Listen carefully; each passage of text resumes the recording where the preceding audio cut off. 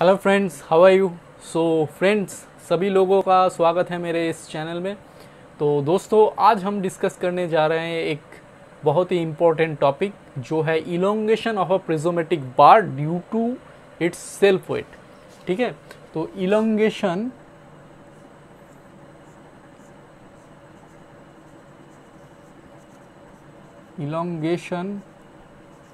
Of a prismatic bar due to its self weight। बहुत important है दोस्तों, तो देख लो कैसे होता है।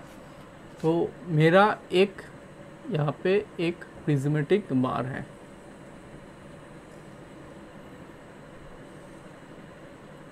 ठीक है। तो प्रिज्मेटिक बार है, चलो इसका एरिया है ए इज द एरिया हियर, इसका इस प्रिज्मेटिक रेक्टेंगुलर बार का। नेक्स्ट देखो यहाँ पे इसका जो लेंथ है दैट इज एल,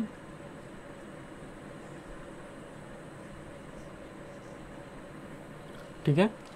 तो सेल्फ वेट के वजह से इसमें कितना डिफॉर्मेशन होगा वो हमें निकालना है। तो दोस्तों, मैंने पहले ही बोला था कि पूरा जो बार है उसके लिए कुछ भी इलोंगेशन निकालना है तो हमें कोई एक स्ट्रिप कंसीडर कर लेना पड़ेगा। तो मैं यहाँ पे एक स्ट्रिप कंसीडर कर लेता हूँ, that is the length of this is the dx, okay, that is dx, और ये x डिस्टेंस पे काम कर रहा है, मतलब इसका लेंथ है x, ठीक है। तो दोस्तों, ये स्ट्रिप के ऊपर मैं देता हूँ, इस स्ट्रिप के ऊपर कौन सा लोड काम कर रहा है। तो दोस्तों ध्यान से देखो, ये स्ट्रिप के ऊपर ये जो ब्लैक पोर्शन मैंने बनाया, मतलब ये जो पोर्शन है स्ट्रिप के ऊपर, ये जो पोर्शन हैंग कर रहा है वो स्ट्रिप को क्या कर रहा है, लोड दे रहा है, ठीक है ना।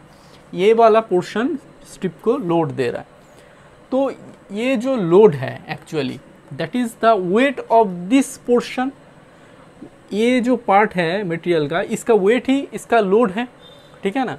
तो वेट इसका क्या है, लोड, मतलब यहाँ पे अगर डिफॉर्मेशन निकालेंगे तो लोड निकालना पड़ेगा। लोड मीन्स यहाँ पे क्या है, P, यहाँ पे वेट है, G वेट है, ठीक है।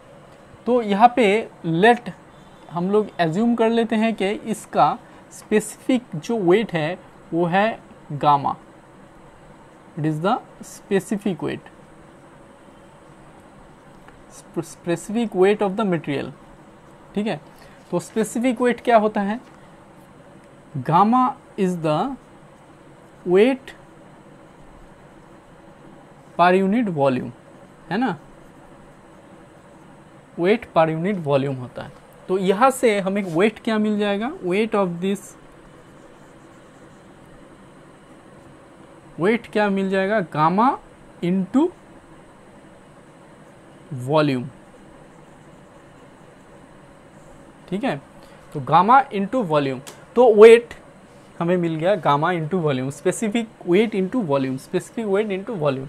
तो specific weight into volume, volume क्या है इसका, ये जो पूरा मटेरियल है इसका, ये जो पार्ट है स्ट्रिप में जो वेट दे रहा है उसका वॉल्यूम कितना है, ए और x है ना, y इंटू ए एक्स ये दे रहा है। तो ये हो गया मेरा वेट स्ट्रिप के लिए, मतलब ये स्ट्रिप जो लोड ये कर रहा है, this is the weight W carry कर रहा है, ठीक है। ये dx है, समझ में आ रहा है। चलो हो गया, तो काम ऑलरेडी हो गया। तो इसका निकाल लेते हैं डिफॉर्मेशन स्ट्रिप के लिए deformation d delta equals to क्या आएगा, ये आएगा 0 टू L, और ये क्या आएगा 0 टू डेल्टा, 0 टू L कितना आएगा, PL बाई ए ई, ठीक है ना, P L by A E. तो P कितना है यहाँ पे, P what is the P, 0 to L, P is that one gamma A into X into L by A E, A गया यहाँ पे, ठीक है, और यहाँ पे डेल्टा टी लिख दिया, ठीक है। तो ये आ रहा है, इसको कैलकुलेट कर लेंगे तो सब कुछ निकल के आ जाएगा, इसका कितना इलोंगेशन हो रहा है। तो डेल्टा टी यहाँ पे क्या आएगा,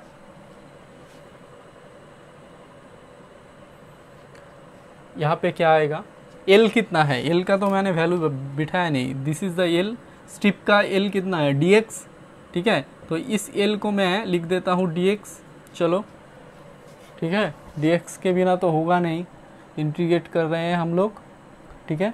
तो यहाँ पे क्या आ जाएगा, देखो इंटीग्रेशन, ये गामा कांस्टेंट है, गामा बाई ई कांस्टेंट है, इसको बाहर ले लेते हैं, 0 to L x dx, ठीक है। क्या आ गया, gamma by E x square by 2, ठीक है, एक्स स्क्वायर बाई 2। तो एक्स स्क्वायर बाई 2 आ गया, ये एल और 0 से करना पड़ेगा, तो gamma by E L square by 2 हो गया। तो आ गया ये gamma L square by 2e। तो मेरा फॉर्मूला निकल के आ गया। चलो दोस्तों,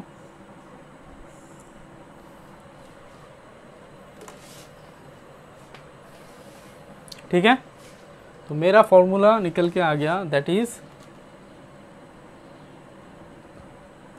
this one, elongation of a prismatic bar due to its self weight, ये निकल के आ गया, ठीक है।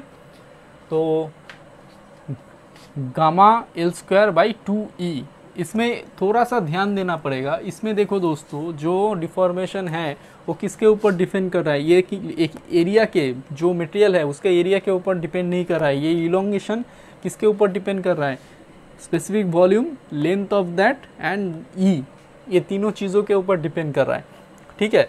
तो दोस्तों थोड़ा सा इसमें घुमा के अगर देखें तो देखो क्या आ रहा है, मैं थोड़ा सा इसको, ऑलरेडी हो चुका है, थोड़ा सा इसको इधर उधर करता हूँ। देखो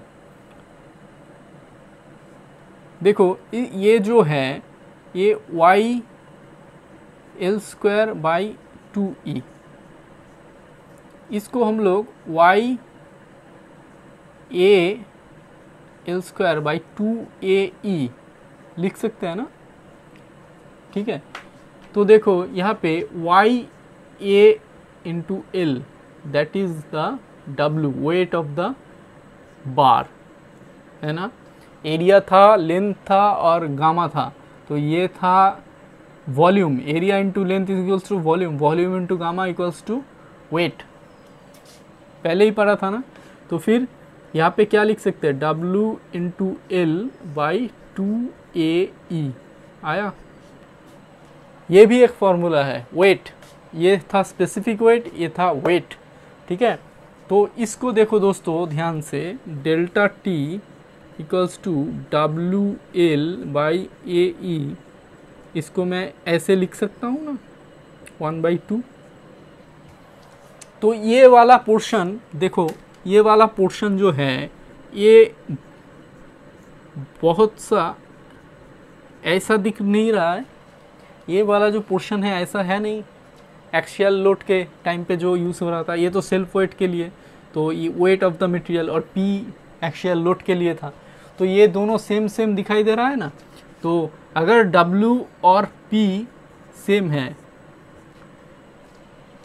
ठीक है, अगर W और P अगर सेम होगा तो क्या बोल सकते हैं यहाँ से, that is the delta T equals to, यहाँ पे लिख देते हैं, this is for the self weight के लिए, और half into elongation due to the axial load के लिए जो होता है।